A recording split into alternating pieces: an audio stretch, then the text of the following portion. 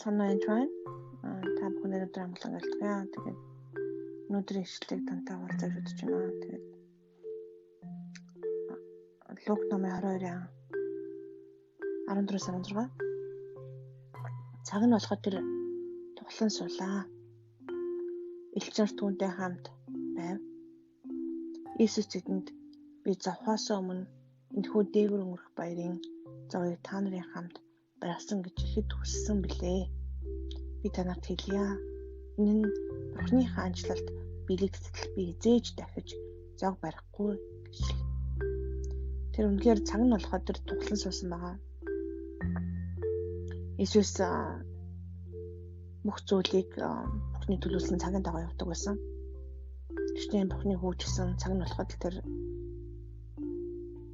баптизм хүртсэн байгаа. Цаг нь болоход ариун сүнстэй хамт төлөвлөгд явсан байгаа. Цаг нь болоход зоригдсон байгаа. Цаг нь болоход хичээлдээ зааж эхэлсэн байгаа. Сургалтандаа зааж эхэлсэн. Тэр хүртэл гайхамшиг үлдэж хүмүүст өнгөрч яваагүй. Одоо энд бол Бурхны хүслийн дагуу үнэхээр зовх цаг ирсэн байж байгаа. Тэгээд үнэхээр хүсвэл тэр үнэхээр Тэнгэрээс хэдэн мянган легон тэнгэр шиг дуудан дайтаж чадхал байсан. Гэтэ үнэхээр гим нүглийн төлөөс нь цус байдаг учраас цэвэр ариун гим зүгөө хурганы цусаар тагил өргөх ёстой.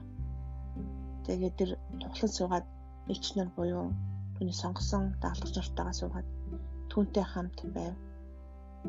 Иесус тэдэнд би завхаас өмнө энэ хүү дээгүүр өнгөрөх баярын зовыг та нарын хамт баригдсан гэж ихэд хүссэн билээ гэж. Үнэхээр энэ цагийг үнэхээр бас ихэд байсан байна. Хүссэн хүлээсэн бөгөөд энэ цаг бол баяртай гэж байгаа цаг.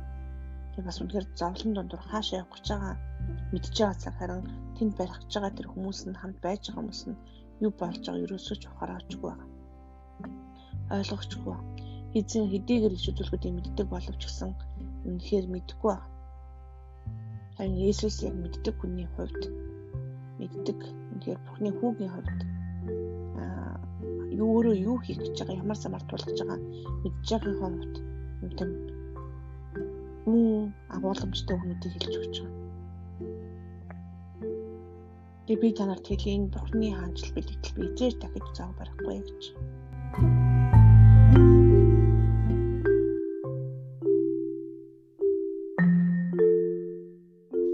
Тэр заримдаа Бурхан бас төрүүлж ичдэг тийм зүйлүүд байдаг. Жишээлбэл нэг удаа Бурхан бидэрт 7 сар чинь ингээд явна гэж хэлсэн 1 сард болж хаад тэгээд би хаашаа явах юм бол өөр газар руу нүүх юм болов хаашаа нүүх юм бол гэж зөндөө бодож байсан. Тэгээд цагт өгөгдсөн бас хаалга утгашаад зовж лсэн л та. Бурхны хүсэл юу юм бол би зөв сонссон юм болов буруу сонссон юм болов гэж заримдаа ингээд шийдвэрлэхийг угаарч ирэхэд хариулт нь тодорхой байдгүй яг цаг нь болтол.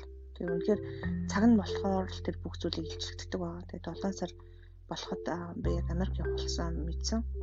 Тэгээд тухайн үед би ээжтэйгээ олон хүмүүстэй ингээл цаг багал ээжтэйгээ нэг тэгээд цуглаанд явсан байгаа амралтанд тэгээд ээж маань намайг ингээд бүр хол явах гэж нэг юм уу уулзахгүй удах чинь ерөөсөө мэдэхгүй байсан.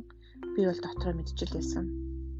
Дараа нь Америк төрсний дараа ч гэсэн ковид болохын өмнөхөн эзэн надад маш хүчтэй хэлцүүлэлтүүд өгсөн. Тэгээд би за ингээд зовлон болох юм гэдгийг мэдчихсэн боловч хүмүүс юуж болоогүй юм шиг л ээжлээсэн. Тэгээд бэлтгэл ажлаа би хангасан л та. Тэгтээ маш хэцүү байсан. Түүнтэй адилхан тэр илчлэлт өөрөө юу болох гэж байгаа гадаадаа дотор юу болох гэж байгааг мэдэх үед хүмүүс мэдэхгүй үед энэ бүх зүйл хэцүү байдаг. Жишээлбэл машины ослолгыг би мэдчихсэн. Тэгээд хэцүү зүйл болно. Хүүхдүүд ч нэгтэй зүрээ битээсэн цаг үжилхэд би бас нэг тийм айхтар тийм том зүйлэнд болно гэж үнэхээр бодоагүй. Тэр үнэхээр машин хасалт орж олон өнгөрч одоо дотор байгаа хүүхдүүд маань маш хүн гэмтсэн байх гэж эмчилж хэлжсэн боловч маргааш нэгэд бараг хөнгөн гэмтэлтэй бараг гямарч гэмтэлгүй болж хувирсан байна. Тэр үнэхээр эзний үнийг хүсэл хаач байдаг. Тэгээд заримдаа үнэхээр бид нар ойлгохдохгүй зүйлүүд болдог бидний амьдралд. Тэр яг Иесусыг зовлон дундуур явуулж тэгээд зохиулж бидний гин нүглийн төлөө тэгээд цовлогдох тэр замд Иесусыг явуулсан байгаа бурхан мэдсээр бич тэр хайртай хүүгээ цорын ганц хүүгээ тэр үнийг яагаад явуулсан бэ гэхээр биднийг олж харахын тулд биднийг буцаж эвлэрүүлэхийн тулд бид бурхантай хамт байхын тулд явуулсан. Тэгээд үнэхээр эзэн бурхан талархаараа үнэхээр хайртай хүүгээ мэдсээр бич энэ аюунд явуулдаг аав. Тэгээд ялангуяа бүр дэлхийн төлөө орчин ертөнцийн бүтээсэн тэр бурхан гэж бодохоор түүний хайрыг манай мэдэх болно. Бурхны хайр үнэхээр агуу шүү. Тэгээд Бурхны хайрыг та үнэхээр мэдрээсэй. Бурхан бол өөрөө хайр. Тэгээд Бурхан танд үнэхээр хайртай шүү. Баярлалаа.